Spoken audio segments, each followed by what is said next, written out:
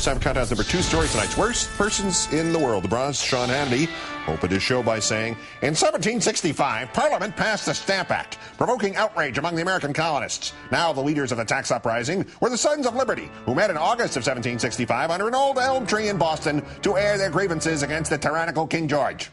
He then proceeded to read a long rant somebody wrote for him about how it's time for a new Liberty tree, and so he put one up, and then he described all the apples that had fallen from it during the Obama administration. Then last night, by the way, he complained about an Obama hamburger condiment choice. By the way, who eats a cheeseburger with Dijon mustard? What a guy. First, wow, exotic. Mustard on a hamburger. Only terrorists do that. Second, as you said, the Liberty tree was an elm. No wonder the apples fell off. Third, what, you want your crazy viewers to air their grievances against the King of England? Because otherwise you're tiptoeing around treason again. Fourth, when are you going to answer the question about the charity waterboarding? Our runner-up, Billo the Clown, reading the talking points again. Now he just repeats what Bill Hemmer reads in the morning, for God's sake. New hate crime legislation could possibly say yes to protecting pedophiles, but no to protecting military people. Except it does not allow for any possibility of protecting pedophiles. There is already law on the books defining victims of hate crimes for sexual orientation as those who, quote, practice, quote, consensual homosexuality or heterosexuality.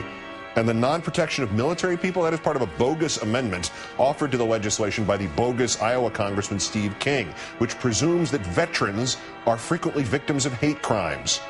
The only thing ever resembling that recently was when O'Reilly denied that there were 300,000 homeless veterans.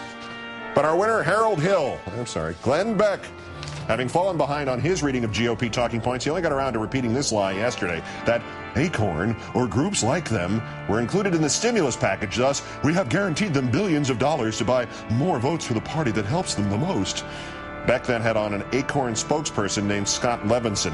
Levinson, frankly, beat the crap out of Beck to the point where Beck barked, "Shut his mic off."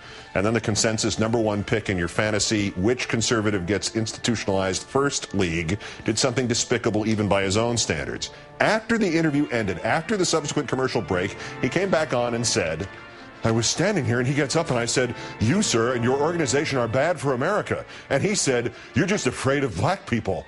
I threw him out of the studio. Get the hell out of my studio.